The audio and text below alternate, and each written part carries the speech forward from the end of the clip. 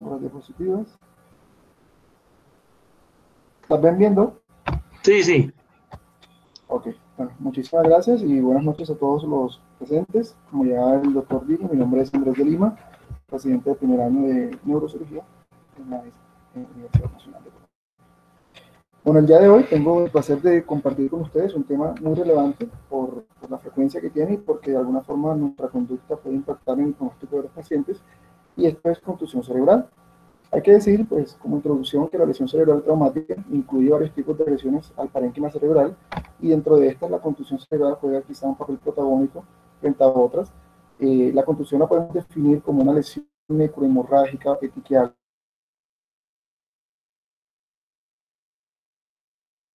de naturaleza perivascular y va a afectar de forma predominante las crestas de las circunvoluciones. Sin embargo, también esta se puede extender a través de la corteza a las regiones subcorticales y pues llegar a áreas más extensas.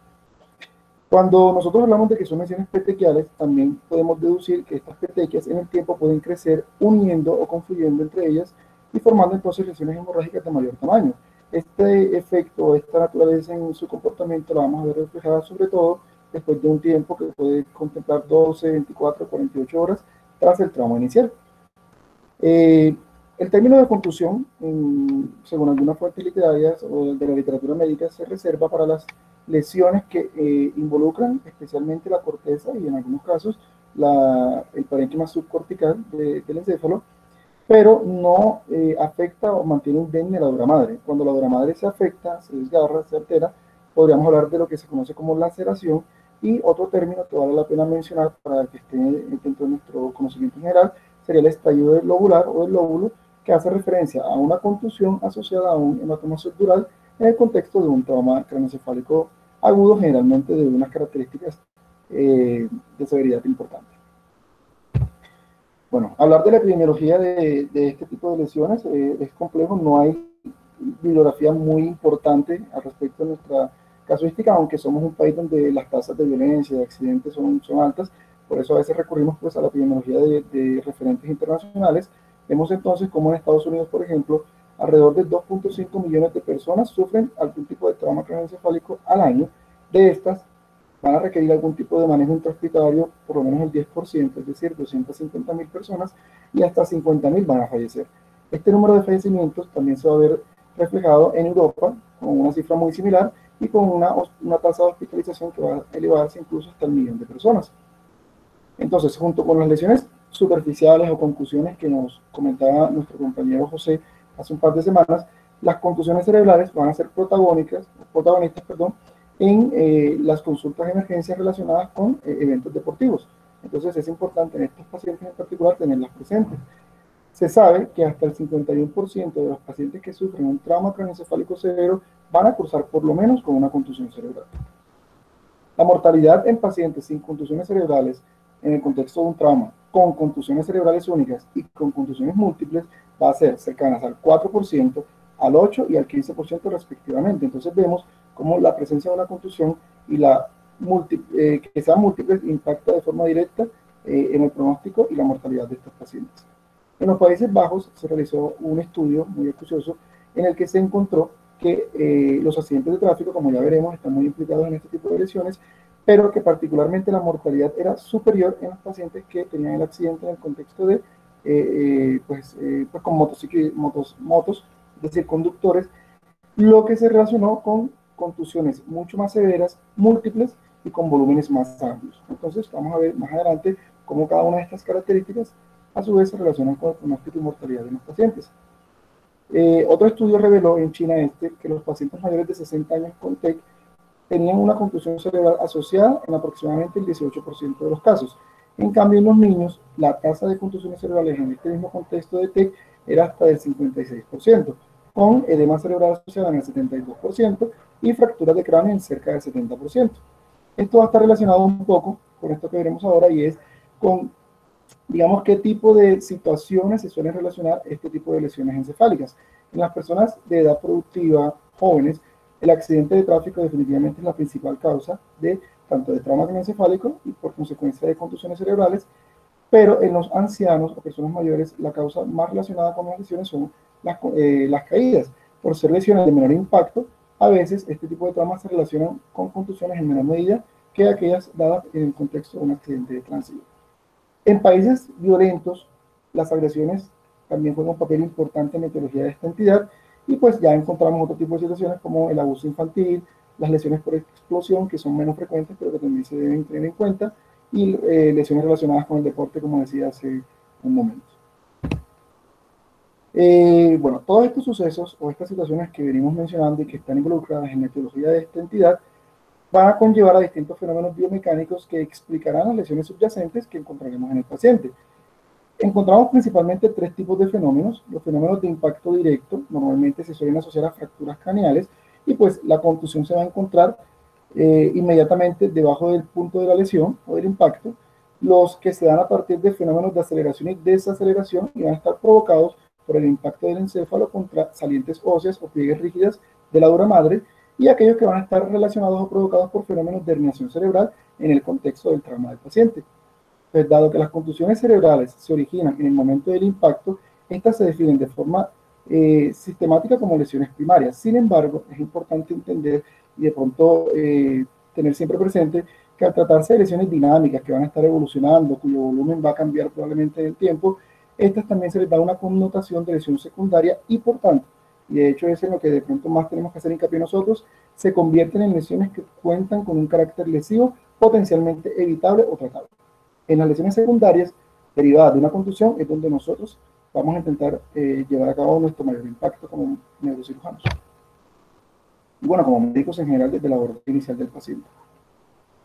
Bueno, en cuanto a la fisiopatología de estas lesiones, vemos que las contusiones cerebrales generalmente se observan en los lóbulos temporales y frontales, como vemos por ejemplo en esta imagen, una contusión frontal, aunque otros sitios también pueden ser susceptibles de este tipo de lesiones. No es una regla, pero pues por casuística y epidemiología se ha determinado que son los dos lóbulos mayormente afectados. La lesión puede darse tanto por golpe directo, por ejemplo en este esquema que nos muestra aquí la imagen, paciente, un golpe directo a nivel frontal y la contusión se genera en esa zona, pero también por lesiones por contragolpe, como aquí, que la lesión o el trauma fue a nivel occipital derecho y la contusión se reflejó a nivel frontal izquierdo.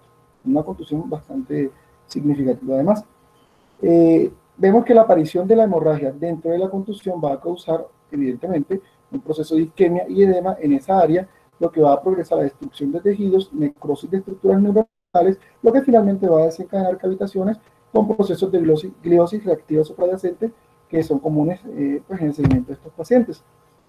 En cuanto a, digamos, la evolución, bueno, más adelante vamos a de pronto andar un poquito más en eso, pero en general podemos decir que en muchos casos se ve una progresión o expansión de la lesión inicial. Por ejemplo, miren, este es un seguimiento de una contusión frontal bilateral con un predominio izquierdo en este paciente, que en un ataque que se realiza en 24 horas muestra un claro aumento del tamaño de la lesión, del contenido hemorrágico de la misma. Esta progresión se ha visto de forma variable en los estudios, pero de forma consistente en la mayoría de ellos en más del 50% de los casos, entre el 50 y 70% en algunas series. Entonces, importante esto, ¿no? No confiarnos de pronto de que una contusión sea pequeña inicialmente, porque sabemos que hay un chance importante de que progrese. Este progreso, como dijimos, se puede dar entre 12 y 24 horas después, pero incluso se han documentado casos en los que se desarrolla días después, 4, 5 días después de la contusión inicial. Se ha postulado, pues, a través del estudio fisiopatológico de esta entidad, que la progresión de la contusión hemorrágica es secundaria, especialmente a un evento coagulopático que está asociado al trauma, ya que cuando se genera el trauma en el paciente, se libera una cantidad de factor tisular del tejido encefálico, y esto pues se postulaba que promovía las alteraciones coagulopáticas en el evento. Pero además, digamos que con los estudios y los avances que se han hecho en las últimas décadas con el advenimiento de técnicas con las que antes no se contaba, se ha encontrado que pareciera o se ha postulado que el cerebro tiene una especie de mecanismo de respuesta vascular mecanosensible, por la cual cuando se genera un trauma, una contusión, en la región perilesional, que todavía es viable, que no haya sido dañada de forma directa por el trauma, se activa el endotelio y se comienzan a secretar una serie de factores de factores de transcripción que van a tener una implicación importante en toda esa cascada de eventos fisiopatológicos que nos llevarán al daño primario en el momento y secundario en el transcurso de los días y hasta semanas, si no actuamos pues como debemos actuar, e incluso a veces haciéndolo no se puede evitar ese daño. Dentro de estos factores de transcripción se promueve especialmente Dos de ellos, uno llamado la proteína de especificidad 1, que vemos en la imagen, en el esquema, y el factor nuclear kappa beta. Ambos factores van a tener una implicancia en la regulación de un receptor denominado receptor 1 de la sulfoniluria. Es importante porque vamos a ver cómo esto se está estudiando últimamente como un blanco terapéutico en esta entidad. Pues bien, este receptor a su vez va a ser parte de la subunidad reguladora de canales iónicos ATP dependientes que van a ser fundamentales en los procesos de alteración de membrana celular y de activación inflamatoria en la lesión. Por otro lado, vemos que el factor kappa beta también conduce a apoptosis y necroapoptosis en las células y es fundamental en la activación inflamatoria a través de la vía toll-like receptor. Digamos que ya es casi al final de la vía, lo que permite la producción exponencial de citoquinas y quimiosinas que harán daño en la persona. Por otro lado, la proteína de especificidad 1 ha sido altamente asociada a daño vascular y microvascular, lo cual hará generará una alteración en la barrera hematoencefálica y contribuirá a toda la fisiopatología negativa de esta entidad. El trauma inicial de la lesión cerebral provoca muerte inmediata de un grupo de células. Entonces, esta necrosis va a hacer que se liberen a su vez una serie de elementos que van a ser tóxicos y van a conducir a procesos, como ya dije, de apoptosis, liberación de citoquinas, edema vasogénico por ruptura de vasos y alteración de la microvasculatura y macrovasculatura también, lo cual llevará a otros tipos de edema, como edema citotóxico finalmente. Digamos que esta alteración y esta liberación de elementos incluirá, por ejemplo, algunos neurotransmisores excitatorios en cantidades dañinas, especialmente el glutamato y el aspartato, que van a activar especialmente el receptor N-metil de aspartato. La activación continua de este receptor controlada aumentará de forma exponencial la entrada de sodio y calcio a la célula, lo cual la va a llevar a un estado de despolarización permanente que es realmente dañina para ella en este momento por varias razones. Uno, porque el que esté despolarizada hace que aumente su gasto energético en una condición en la que ya sabemos que estamos en un ambiente isquémico de daño vascular, en la que la célula no tendrá mucho sustrato energético. Por otro lado, la entrada masiva de sodio y calcio a la célula se acompaña de salida de potasio, lo cual generará una inflamación de los astrocitos en la zona, está descrito, y el calcio intracelular generará finalmente la expresión de especies reactivas de oxígeno, de una serie de elementos que van a finalmente llevar al daño de la membrana celular, al desacople de la misma e incluso daño mitocondrial en estas células. Entonces vemos cómo finalmente hay una cascada de eventos por distintas razones las que llevarán al daño del tejido que debemos rápidamente tratar. Este fue un estudio que quise traer porque, como les dije, la progresión de la contusión es uno de los aspectos más importantes en el pronóstico de los pacientes y desde el advenimiento del estudio tomográfico se ha podido determinar precisamente la importancia que tiene este aspecto en la evolución de la enfermedad en los resultados finales del paciente. Entonces, esto fue un estudio prospectivo que se publicó en el año 2014 en el que se buscó evaluar la relación que podía existir entre algunos factores particulares clínicos y paraclínicos del paciente y la temprana progresión hemorrágica en el contexto de un trauma cerebral con contusión. Vemos entonces que el estudio recolectó los pacientes en un periodo de tiempo comprendido entre el 2008 y 2012. Fueron pacientes todos mayores de 16 años. Una de las, de los criterios de inclusión es que fueran lesiones traumáticas intracraneales aisladas, definiéndose aislados como que no hubiesen concomitantemente lesiones extracraneales que pusieran en riesgo la estabilidad o vida del paciente, puesto que esto podía generar sesgos en los resultados finales, porque podríamos pensar que el resultado final iba a ser inadecuado por la lesión cerebral y resulta que también influyó mucho lo extracraneal. Inicialmente se contó con 335 pacientes que habían cursado con TEC, sin embargo, de estos solo 227 habían cursado con un TEC aislado, y de estos 227, 51 fueron excluidos por estar usando de forma concomitante anticoagulantes o antiagregantes plaquetarios.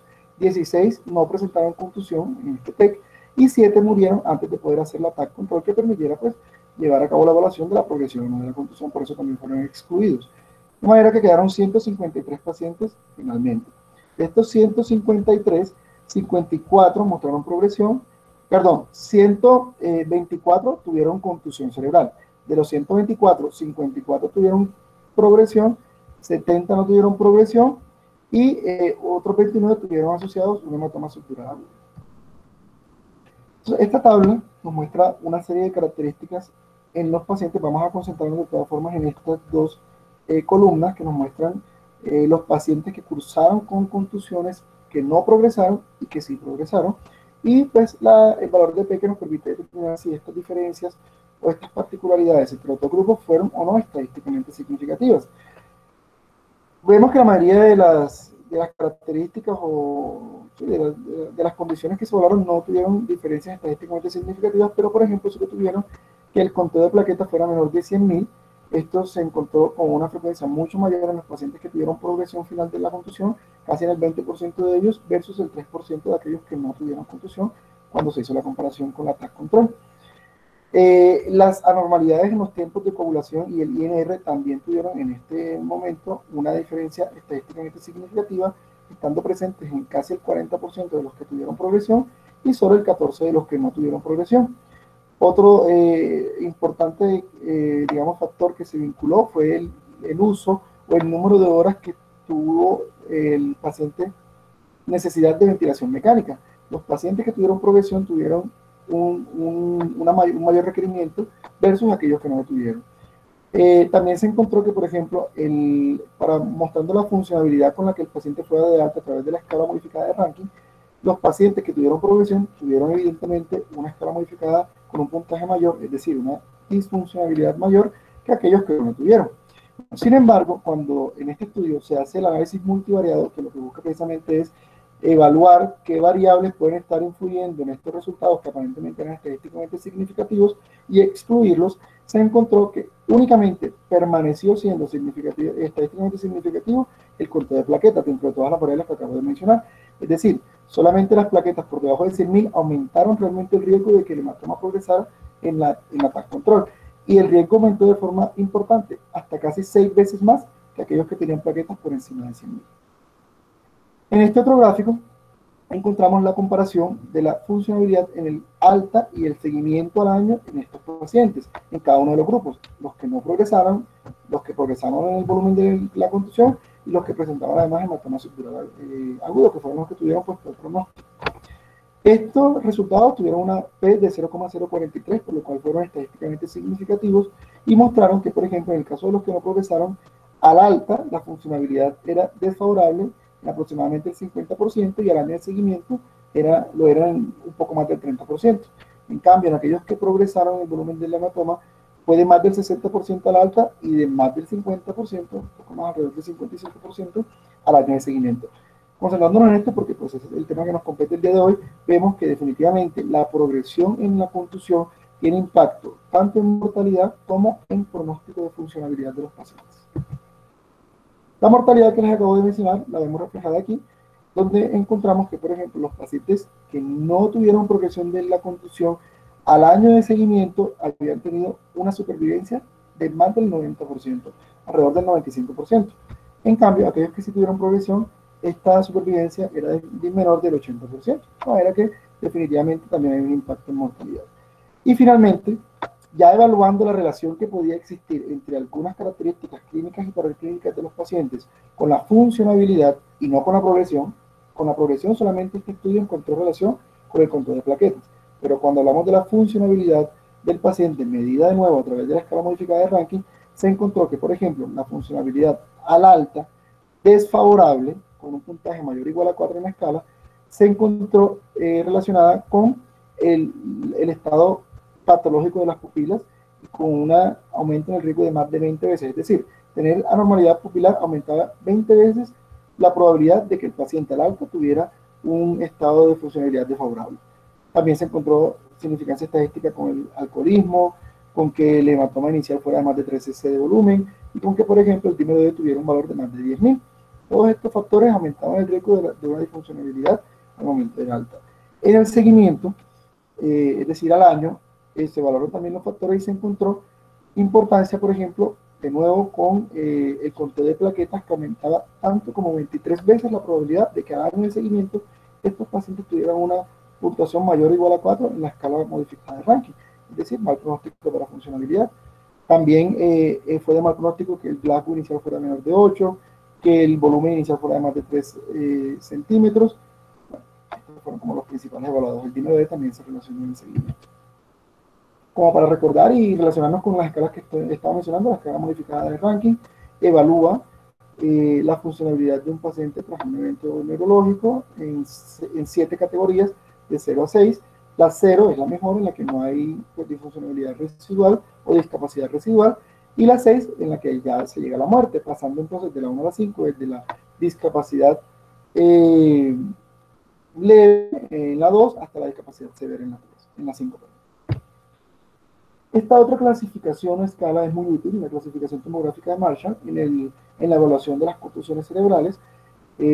Nos permite estadificar las mismas tomográficamente en 6 categorías o niveles, desde la lesión difusa 1, 2, 3 y 4, con las características que podemos ver en la diapositiva, hasta la lesión evacuada con efecto de masa, que sería la 5, y la evacuada con efecto de masa, la no evacuada, perdón, con efecto de masa que tenga más de 25 centímetros cúbicos. Esta escala es importante porque, por ejemplo, nos permite correlacionar la incidencia que puede existir, teniendo en cuenta las características tomográficas y la estadificación del paciente, con la hipertensión intracraneal, que veremos también impacta en el pronóstico de ellos. Encontrando que, por ejemplo, un grado 2 tendrá una tasa de hipertensión intracraneal más o menos del 29%, mientras que un grado 6 la tendrá en cercana al 85%. Por otro lado, también nos mostrará la probabilidad de que este paciente en su desenlace final curse con resultados óptimos o no. Los pacientes con menor estadificación tendrán mayor tasa de resultados adecuados, y los que tengan, en la medida en que avanzamos en la escala, los resultados inadecuados van aumentando y van disminuyendo los adecuados. Bueno, hablar del edema en este tipo de lesiones es importante porque definitivamente en la mayoría de los casos las contusiones cerebrales se asocian a edema cerebral que puede ser focal o difuso, y la extensión de dicho edema ha sido caracterizada como un factor importante que justifica muchas veces el compromiso neurológico en la fase aguda o subaguda del evento.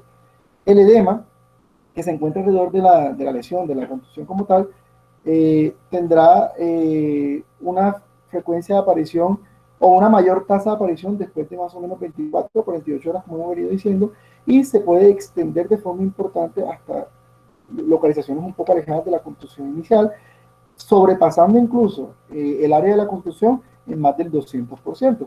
Por eso, el efecto que este tenga en mecanismos de efecto de masa, de aumento de presión intracraneana, de desviación de línea media, de procesos de isquemia y deterioro clínico, muchas veces son los que marcan la pauta en las conductas que se toman con estos pacientes.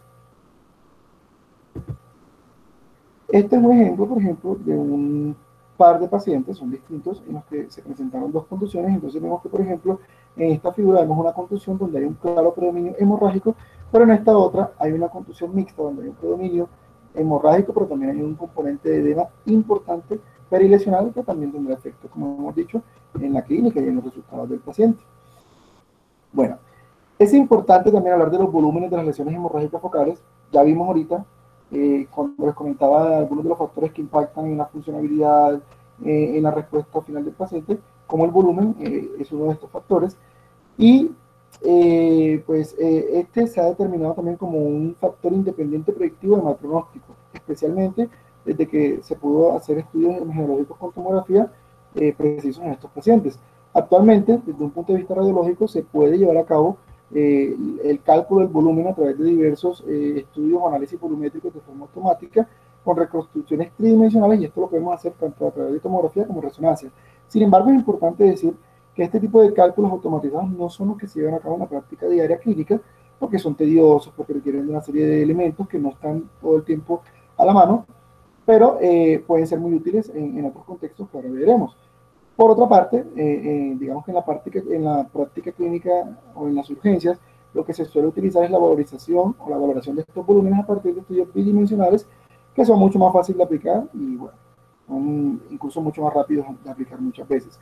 Dentro de las distintas formas de medición del volumen del hematoma, encontramos algunas como las que pongo en la diapositiva: cálculo de los diámetros máximos, fórmulas de volumen de un cubo.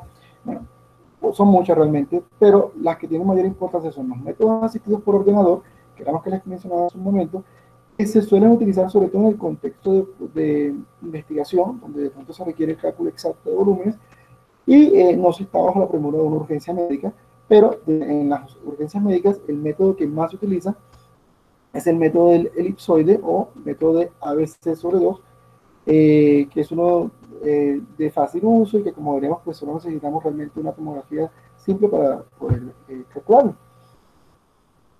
Quiero que entendamos un poquito de dónde sale este ABC sobre 2, no vayan ser expertos porque pues, somos médicos, no matemáticos ni nada por el estilo, pero básicamente lo que se hizo fue que se comparó la forma tridimensional de una contusión hemorrágica, de un componente hemorrágico intracerebroso, intraparenquimatoso, o incluso en el caso de un hematoma epidural también tiene una forma muy parecida a un elipsoide, que es esta figura, y se quiso extrapolar la forma como en esta figura geométrica se evalúa el volumen.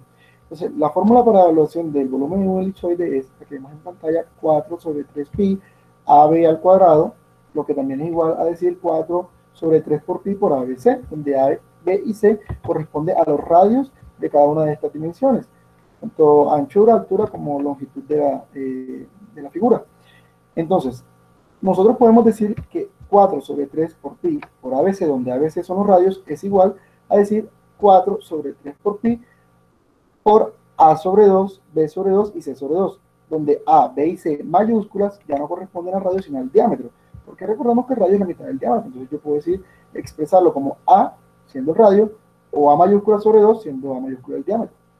Todo esto es igual a 12.5, cuando hacemos el cálculo de 4 sobre 3 por pi, sobre ABC sobre 24. Finalmente, se hace la simplificación de esta fórmula, lo que nos da 0.52 ABC, digamos, se lleva a 0.5 ABC por cercanía, pues, por redondear la cifra, y decir 0.5 por ABC es igual a decir ABC sobre 2. Entonces, de esta forma es que nosotros llegamos al cálculo de esta lesión. Aquí, básicamente, mostrar tridimensionalmente lo que les acabo de explicar. Y aquí vamos a hacer un ejemplo de lo que haríamos en la práctica clínica. Tenemos una contusión, llevamos a través del estudio tomográfico el corte en el cual vemos la mayor extensión de la contusión y tomamos los dos primeros diámetros o longitudes, A y B. Luego, para calcular la longitud cráneo-caudal, podemos hacerlo de dos formas.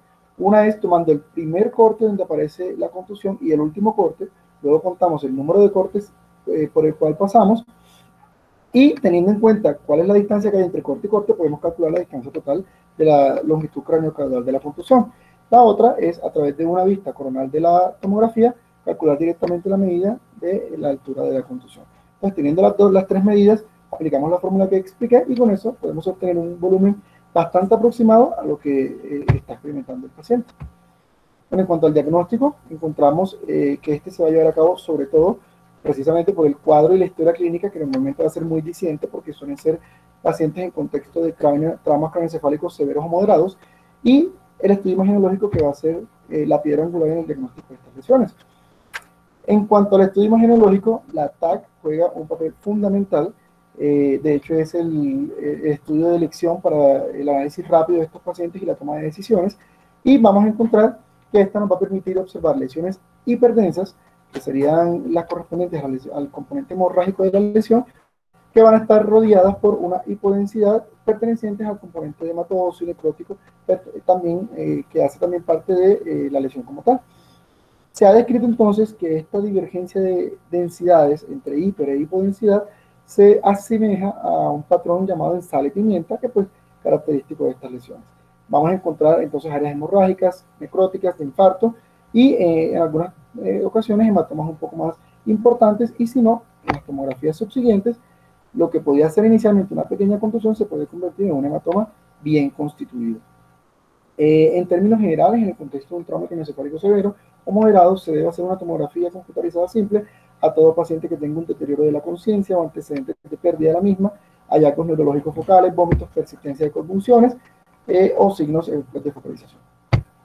La resonancia magnética, si bien es un estudio que tiene una alta sensibilidad para este tipo de lesiones, que alcanza hasta el 98%, de hecho, la sensibilidad se ha descrito superior a la de la tomografía, no se encuentra indicada en la fase aguda del estudio de pacientes ni de trauma craneoencefálico en general, ni de confusiones cerebrales. Vamos a encontrar, si se realiza, áreas isointensas, hiperintensas en las imágenes ponderadas en T1 e hiperintensas en las imágenes ponderadas en T2. Las imágenes de recuperación de inversión atenuada por líquido van a mostrar hemorragias petequiales que van a ser isointensas en el cerebro. Por otro lado, vamos a encontrar también imágenes isquémicas y cambios axonal difuso. Pero de nuevo, dejar claro que en estos pacientes nosotros vamos a utilizar la TAC simple como medida inicial para la evaluación y para el diagnóstico de la lesión de la contusión y determinar nuestro manejo. La resonancia puede tener algo de importancia en el seguimiento ya después, en pacientes que hayan quedado con déficits cognitivos o de pronto en pacientes que sean con alteraciones y que no tengan alteraciones, perdón, que no tengan, sí, problemas en las imágenes tomográficas. El tratamiento va a tener dos grandes pilares, el médico y el quirúrgico. Entonces, en cuanto al tratamiento médico, vamos a encontrar que lo que vamos a tener nosotros como meta es evitar al máximo la progresión de la lesión, reducir el edema, controlar la presión intracraneana y mantener una buena perfusión cerebral. Básicamente lo que nosotros queremos evitar es la lesión secundaria de la que les hablaba al comienzo de la charla. Esto lo vamos a hacer a través de una buena aplicación de las medidas de soporte general del paciente, una monitorización y control de la PIC cuando está indicada y cómo está indicado.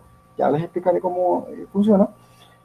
Podemos hacer uso de la terapia osmótica, los anticonvulsivantes, el ácido tranexámico, y pues veremos qué hay allí acerca de los corticoides y algunas terapias de pronto un poco más nuevas que se están intentando llevar a cabo.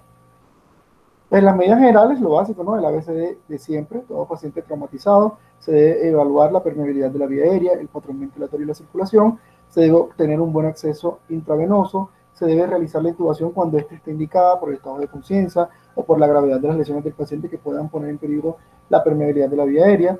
Siempre en estos pacientes tenemos que evitar los procesos de hipoxia y hipotensión porque definitivamente las alteraciones en la mecánica respiratoria y ventilatoria y la estabilidad hemodinámica de los pacientes se ha relacionado de forma directa con aumento en mortalidad y mal pronóstico en cuanto a la discapacidad.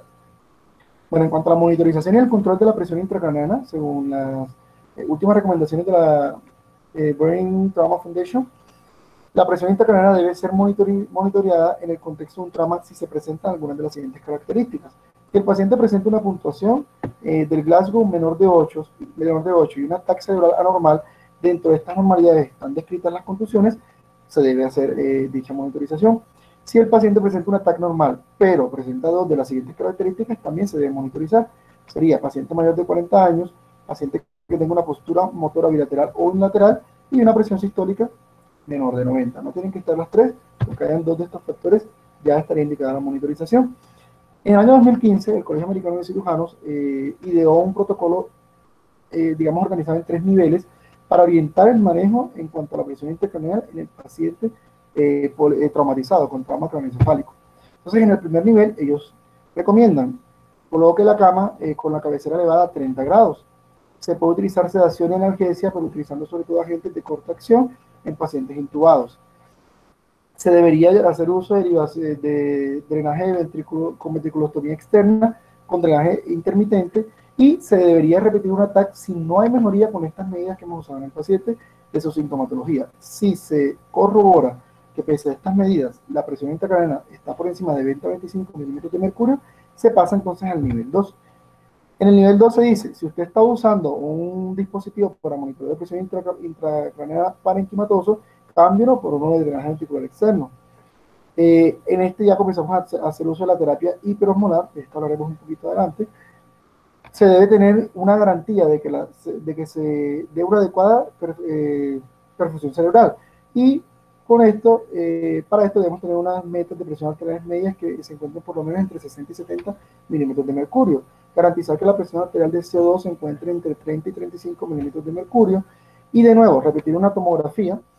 Y si es necesario, si no hay mejoría digamos, en el cuadro clínico del paciente, y hacer uso de bolos de prueba de parálisis neuromuscular medicamentosa. Si pese a todo esto, de nuevo, permanecemos con cifras de presión intracraneana superiores a 20 milímetros de mercurio, pasamos al tercer y último nivel. En este tercer nivel es cuando ya vamos a comenzar a considerar, digamos, una serie de acciones mucho más vigorosas, pero también riesgosas en el paciente, porque ya es un paciente que está siendo refractario al manejo conservador para mantener una adecuada presión intracraneana. Entonces empezamos a hablar de los mecanismos de cranectomías descompresivas en sus distintas modalidades, la infusión continua de agentes de parálisis neuromuscular. También vamos a pensar ya en un coma inducido a través de barbitúricos y propofol, buscando llegar a la supresión de ráfagas, que es un patrón en el electroencefalograma, en el cual se intercalan episodios de hiper e hipoactividad, y es característico de situaciones de poca actividad encefálica, como un estado de coma, anestesia general o, bueno, por ejemplo, situaciones como esta en las que hacemos un coma inducido. Y finalmente, como última opción, está la hipotermia por debajo de 36 grados, solo cuando todas las medidas que antes he mencionado han fallado.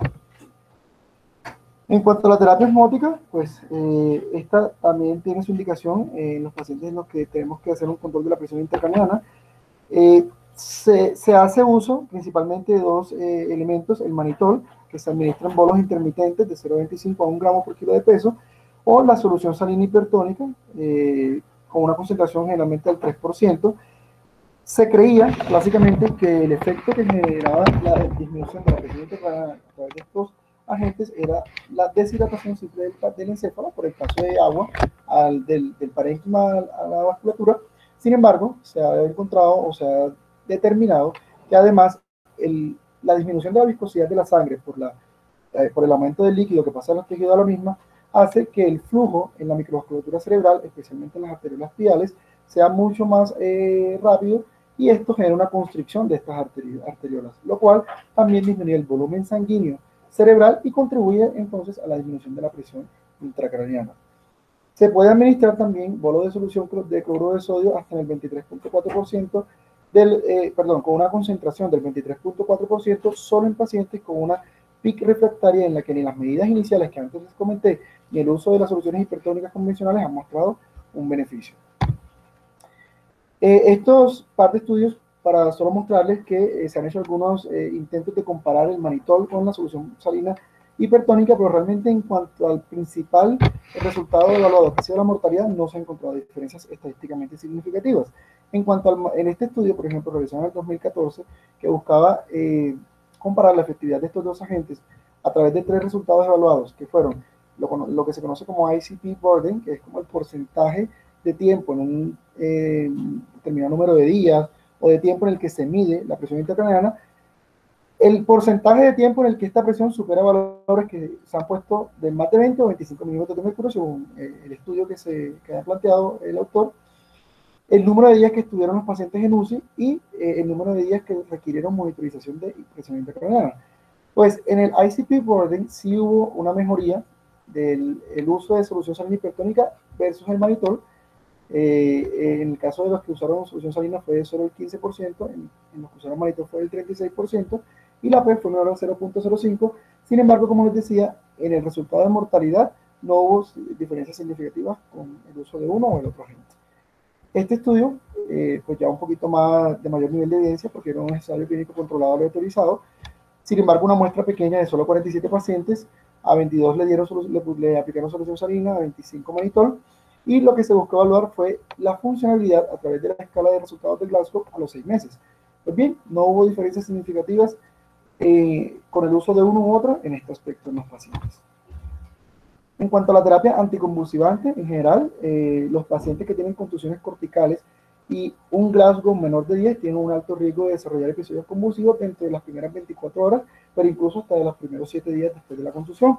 Por eso, en las últimas recomendaciones de la Brain Trauma Foundation, se recomienda el uso de la fenitoína para prevenir estas convulsiones tempranas solo durante los primeros 7 días. No está recomendada de forma profiláctica ni la fenitoína ni el ácido valproico para prevenir convulsiones tardías en el contexto de estos pacientes traumatizados, y realmente no hay estudios que muestren de forma fidedigna que el evitar estas convulsiones tempranas tenga un impacto real en los resultados finales de mortalidad o funcionalidad del paciente. Sin embargo, sí se recomienda y pues está, digamos, estandarizado esta acción.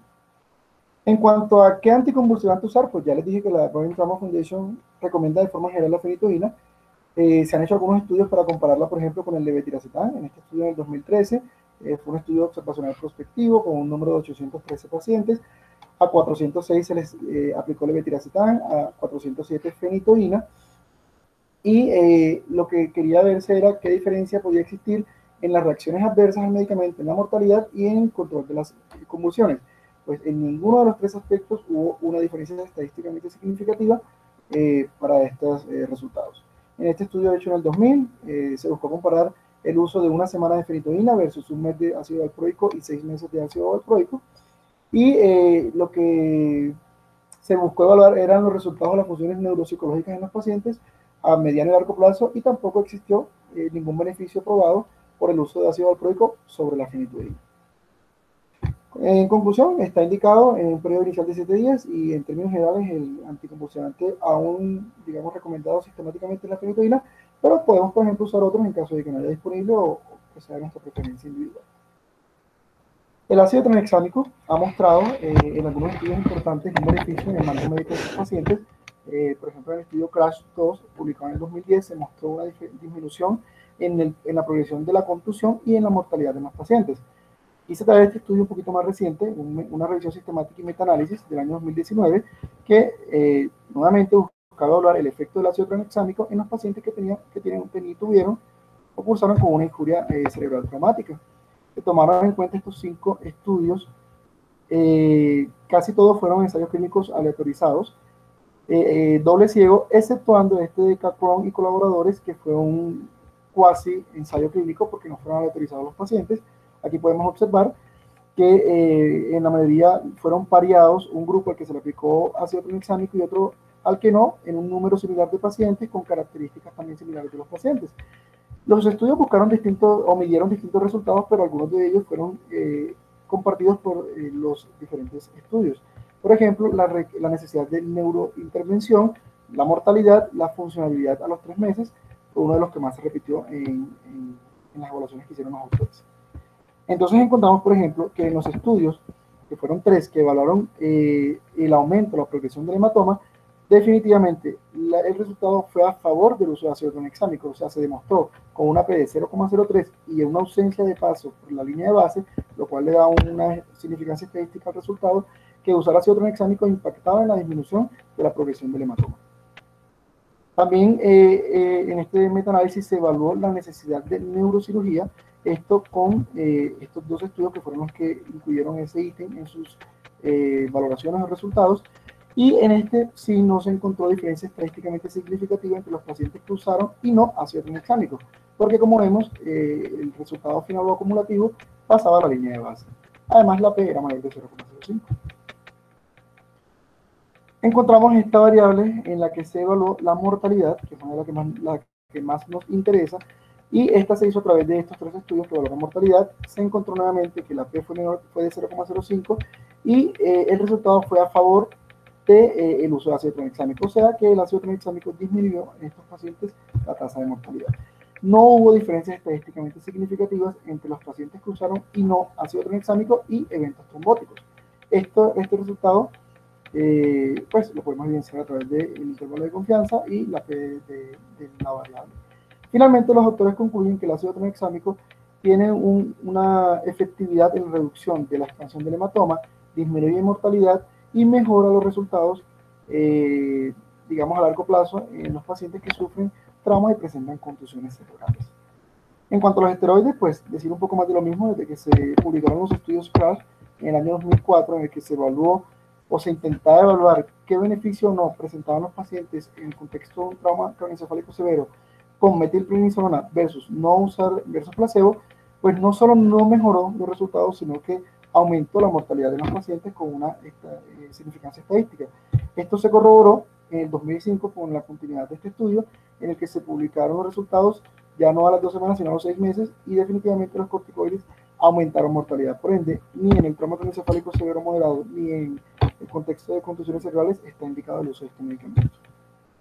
Algunas terapias en estudio, la atorvastatina, por los efectos, bueno, de hecho en la anterior charla que tuve, les hablaba un poco de los efectos que tiene en la modulación de los procesos inflamatorios, pues en este contexto también ha mostrado algo de utilidad, y este fue un ensayo clínico aleatorizado, doble ciego, aleatorizado, en el que básicamente se buscó evaluar los resultados en el crecimiento de volumen y en la discapacidad residual con la que terminaron los pacientes que sufrieron una contusión cerebral.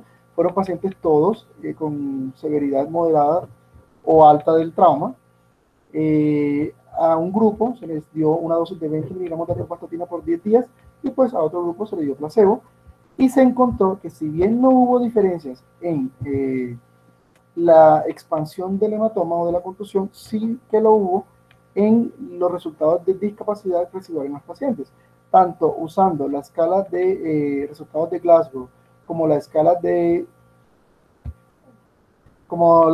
rating de radio de discapacidad y la escala modificada de ranking.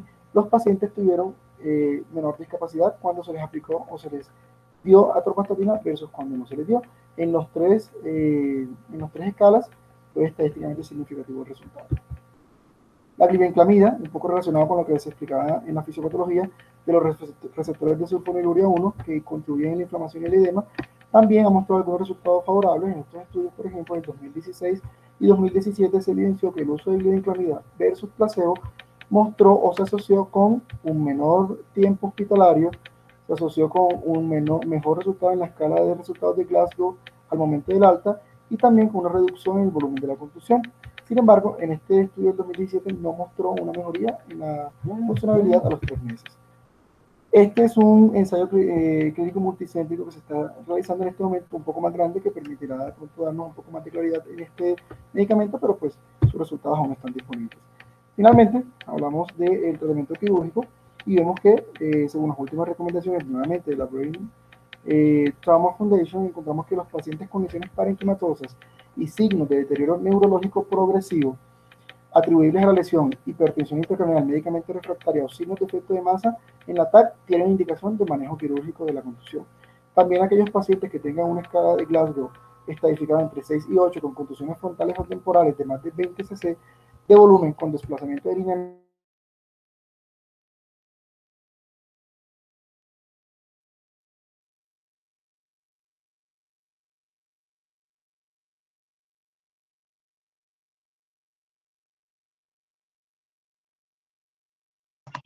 compromiso neurológico, que tienen una presión intracraneal controlada, no tienen signos significativos de efectos de masa en la TAC, pueden tratarse de manera no operatoria con monitorización imagenológica y clínica y bueno, muchas veces no llegan a ser operados nunca.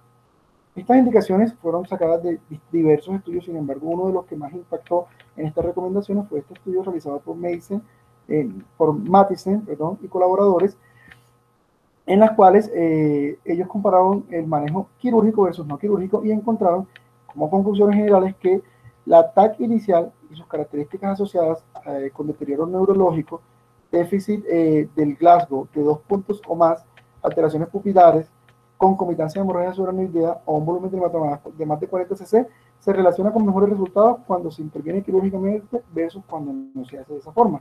En los pacientes con lesiones de más de 20 cc y una estadificación en el Glasgow de 6 al ingreso, tienden a responder mejor al manejo operatorio versus no operatorio, especialmente cuando el manejo operatorio se realiza en las primeras 48 horas. También se encontró que en los pacientes con contusiones frontales y temporales, con desviación de la línea media, con presión cisternal, hay mejores resultados con la intervención quirúrgica. Entonces, concluyen los autores que los resultados quirúrgicos fueron mejores si se llevaron a cabo en las primeras 48 horas, especialmente en pacientes que no estuvieran tan deteriorados antes de entrar a la cirugía, que los pacientes con contusiones temporales y signos imagenológicos de masa deberían ser operados de forma prioritaria y que todo paciente con contusión de más de 20 cc con signos radiológicos de efecto de masa y que no tengan efecto de masa necesariamente, pero que tengan una lesión de más de 50 cc, siempre también deben ser llevados a cirugía. En cuanto a las técnicas quirúrgicas, pues se recomienda la craniotomía con evacuación de la lesión para aquellos pacientes con lesiones focales y que tengan alguna de las indicaciones que ya mencioné. Algunos pocos estudios y algunas pocas series han mostrado intervenciones a través de evacuación estereotáxica. Por ejemplo, está realizada en pacientes por Cornaut y colaboradores, mostró resultados incluso óptimos en los pacientes que tenían un Glasgow de más de 7 preoperatorios. La mortalidad fue de 0%, de 6 a 7 fue del 25% y pues de 3 a 5 sí fue bastante alta, pero apenas esperable por el Glasgow inicial. Sin embargo, esta conducta no está sistematizada y realmente la mayor parte de los pacientes pasan a craniotomía, excepto que tengan indicación de craniotomía.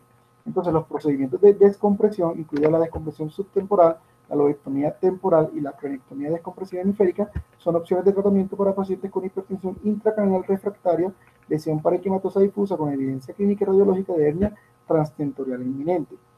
La craniotomía descompresiva bifrontal, dentro de las primeras 48 horas tras la lesión, son una opción de tratamiento para pacientes con edema cerebral postraumático difuso, médicamente refractario e hipertensión intracraneal resultante, y es una de las indicaciones de intervención quirúrgica para este objetivo de primera línea, pues dentro de las recomendaciones de la Brain Trauma Foundation.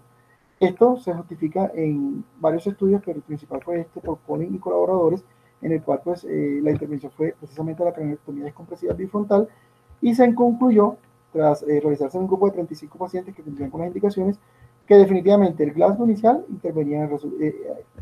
impactaba en el resultado, que la operación en las primeras 48 horas tenía mejor resultado cuando se daban las indicaciones para hacerla, o sea que no hay que retrasar. Si ya vemos que está refractario al manejo médico, hay un deterioro progresivo del paciente y demás, hay que hacerlo, porque si se hace tras 48 horas, los resultados no son tan favorables. De hecho, entre las primeras 48 horas ya son un poco regulares los resultados.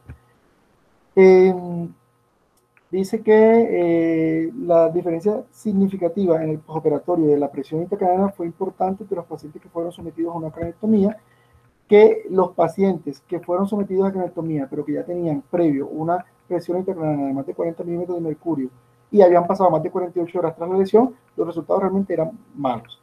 Los pacientes menores de 18 años tenían resultados un poco más favorables, es decir, la juventud, la edad impacta en los resultados. El manejo médico tenía solo en pacientes con indicación de esta terapia descompresiva, aumentaba el riesgo casi 4 veces de resultados desfavorables y de hecho muerte. Y definitivamente el máximo beneficio se da en pacientes jóvenes con menos de 48 horas del trauma y con una presión intracraneana prequirúrgica de menos de 40 milímetros de mercurio. El pronóstico, pues algunos ya hemos dicho varias veces que el Glasgow impacta en el pronóstico y nos habla de la mortalidad que puede tener el paciente. La edad es otro importante. Un predictor de discapacidad es un periodo prolongado de coma. En los pacientes que pues, tienen estos periodos prolongados, realmente la probabilidad de que recuperen funcionalidad es muy baja. En el caso de las lesiones moderadas, aproximadamente el 60% de los casos, de los pacientes, perdón, se recupera de forma positiva, pero solamente un 25% tiene un grado residual moderado de discapacidad. En los pacientes con lesiones más graves, sí, las estadísticas son mucho más desfavorables, solamente un 25 a 33% van a tener algún grado de disfuncionalidad leve, la mayoría va a ser severo o muerte. Los pacientes pueden permanecer con problemas de concentración, atención y memoria, es una de las consecuencias clásicas de este tipo de contusiones. Pueden persistir los déficits cognitivos y los cambios de personalidad, y una contusión cerebral definitivamente es un factor importante en el desarrollo de conmociones postraumáticas. Esto ya ha evidenciado en distintos estudios. El número, aquí pues para mencionar ahí para acabar el seminario, una forma de evaluar a estos pacientes agregando a la escala de Glasgow el criterio del score pupilar. Y básicamente se publicó este estudio en el 2018 en el que los pacientes en el contexto de trauma craneoencefálico severo, a su puntuación en la escala de Glasgow se restaba un punto si había alteración en la reactividad de una pupila, 2 puntos si había alteración en la reactividad de las dos y 0 puntos si no había ninguna. De esta forma nosotros podíamos ampliar el espectro de la calificación no de 3 a 15 como el Glasgow convencional, sino de 1 a 15. Y esto nos muestra con mayor claridad el pronóstico ominoso que pueden tener pacientes con Glasgow en este contexto menor de 3 incluso. Por ejemplo, un paciente que tenga un Glasgow de 3 y que no tenga ninguna de las dos pupilas reactivas, le vamos a adjudicar una puntuación de 1 en la escala de Glasgow con score pupilar, y esto le va a dar a los 6 meses una probabilidad de mortalidad del 74% y una probabilidad de resultados desfavorables del 90%. Y así como vemos en esta gráfica ocurre, en la medida que subimos en la escala, pues la mortalidad y los resultados desfavorables irán disminuyendo. Un paciente, por ejemplo, con un Glasgow de 5, que tiene ausencia de reactividad en ambas pupilas, me lo posicionaría entonces en esta escala en el 3, y ya yo sabría a qué mortalidad y a qué resultados desfavorables me podría estar enfrentando. Bueno, por su atención, muchísimas gracias a todos.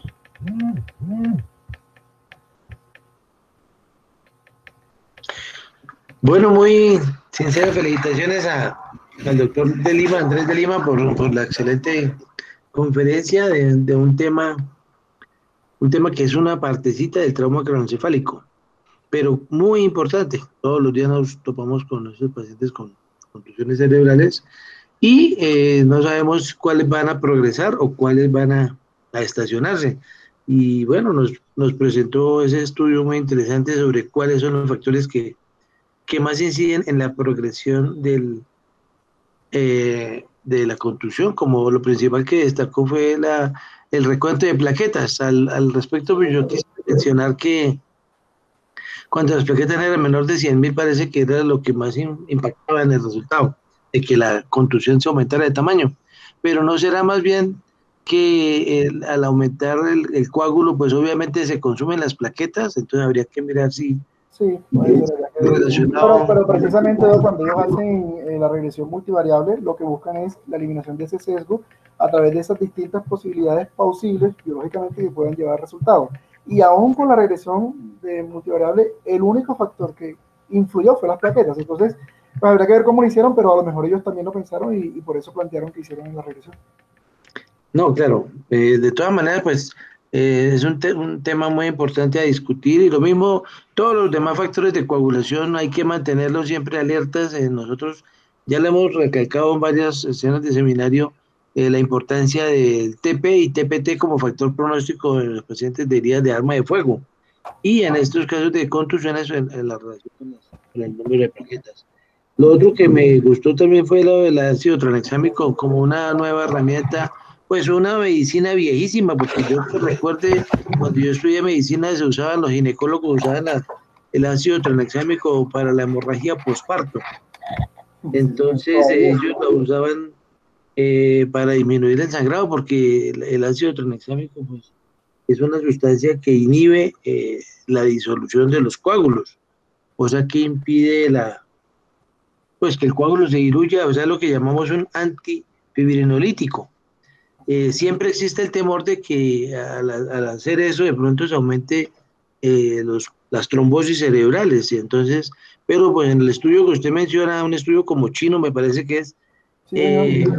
eh, ese estudio con un número considerable de pacientes no encontraron que aumentara más las trombosis, entonces, bueno, nos da una herramienta más para el manejo de las contusiones cerebrales, sobre todo esos pacientes que uno prevé que de pronto se pueden complicar a esas personas ya de 50, 60 años que son alcohólicos y que de pronto, o que ya empiezan a presentar esos trastornos de angiopatía congofílica que podrían ser más susceptibles a que esas contusiones aumenten de tamaño y se nos complique en los siguientes días después del trauma inicial. Pues como finalmente me gusta decir, repetir hasta la canzonería, es que el trauma es un proceso evolutivo, ¿no? Y no es suficiente con la primera o segunda TAC, sino que hay que seguir haciendo TAC de manera periódica porque las contusiones siguen evolucionando, pueden seguir aumentando y pueden llevar a la muerte del paciente. Entonces no hay que descuidarnos con una contusión cerebral. Bueno, muy bien, queda abierta la discusión. Para los demás colegas, por favor.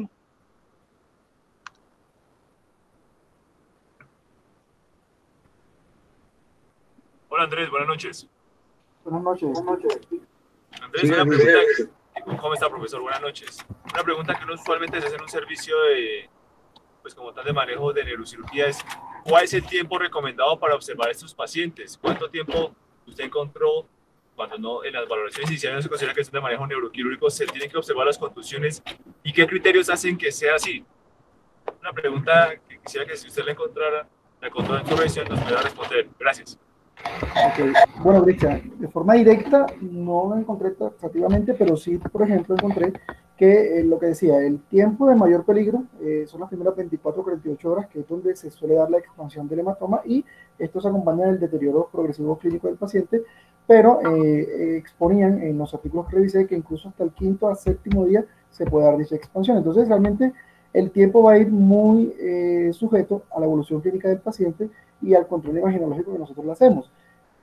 Pues teniendo en cuenta eso que leí, podría decir yo que entre 5 y 7 días sería el tiempo, porque después de eso es muy poco probable que se dé un deterioro neurológico, pero también dependerá del volumen inicial de la contusión y de la evolución clínica. Pero bueno, de forma directa que lo haya leído, no, realmente no.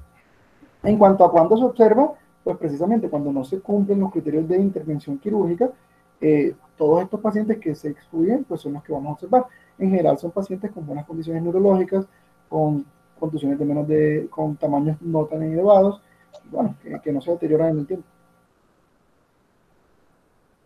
¿Y encontró algo respecto al tamaño de la contusión y si eso afecta a la observación? ¿El volumen de la contusión desde el ingreso o el control?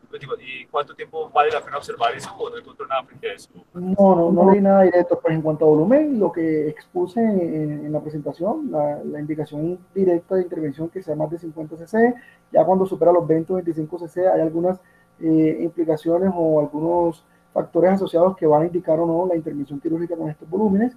Y otro volumen que encontré de forma muy reiterativa que influye un poco en el pronóstico de los pacientes y en la probabilidad de progresión era que fuera de más de 3 cc. Fueron como los volúmenes que reiterativamente encontré en los distintos artículos que revisé.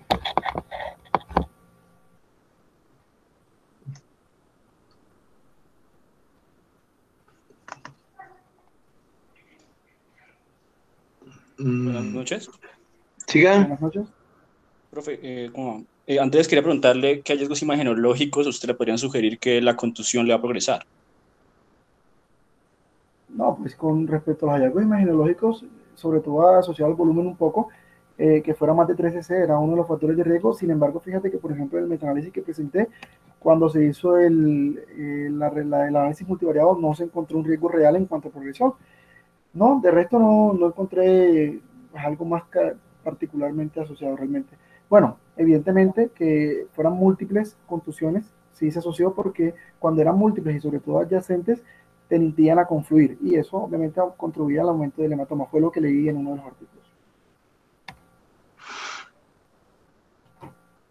Ok, gracias. Lo otro que quería preguntarle era, pues me dio la impresión que el estudio que puso descompresiva era el DECRA, que es de trauma difuso para edema cerebral refractario. Quería preguntarle si usted ha encontrado estudios que compararan como craniotomía para drenaje del hematoma, de la contusión propiamente, versus descompresión sin drenaje del hematoma, que es una práctica que a veces se toma quirúrgicamente. Ok, no, Andrés, no, eso en particular no lo reviso. Muchas gracias. Aló, Jaime. Diga, profesor. A ver, sí es cierto, hablando específicamente de contusiones, nosotros a veces nos centramos en las que son hemorrágicas, que son las que vemos en el TAC. Hay otras que no sangran y que pueden persistir per se, como se dice, durante un tiempo largo. Entonces, esos pacientes que después de salir de un trauma y a veces tienen algunos déficits, yo creo que esos son importantes controlarlos con una resonancia en un tiempo prudencial, ¿no? Para mirar si hay algunos de esos detalles. Porque nosotros siempre vemos es la que sangra, ¿no? Que es la que se ve en el TAC y que es la de importancia y es la de correr, pero hay otras, recordar, que pueden pasar desapercibidas, pero que también existe ahí el daño. Sí, doctor. De hecho, pues dentro de lo que mencionaba en la presentación, de las pocas indicaciones o aplicaciones de la resonancia en estos pacientes es esa. Es decir, pacientes que de forma aguda no tienen grandes problemas ni alteraciones imagenológicas, pero que en el seguimiento persisten o presentan alteraciones cognitivas. En estos pacientes vale la pena hacer estudios con resonancia magnética. Perfecto. Buenas noches. Buenas noches. Siga, doctor Solo. Bueno, no, pues para comentar y en cuanto al último cuestionamiento que hicieron sobre sternotomía descompresiva y contusiones frontales, pues básicamente si hay una contusión temporal y lo que está pasando la sintomatología del paciente, sí, yo prefiero hacer la craniotomía y hacer el drenaje de la contusión, ¿sí? Del lado derecho, pues uno puede ser liberal. Del lado izquierdo, procuro estar siempre T3, drenar toda la contusión por T3 para no tener problemas con el lenguaje. Pero la pregunta del doctor, por ejemplo, si yo tengo contusiones bifrontales y hago una craniotomía descompresiva, prefiero no tocar el tejido cerebral, sino simplemente la descompresiva al cerebro para cognitiva futuro. si hacer solamente la descompresión o entrar por la contusión también. Muchas gracias. Gracias a todos.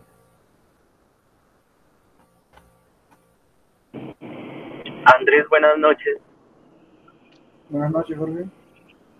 Andrés tenía una pregunta. ¿De pronto usted encontró alguna recomendación específica para el uso de ácido tranexámico en población pediátrica versus adulta? ¿O es indiferente o no especifican el uso de este medicamento en las contusiones y específicamente en el trauma craneoencefálico?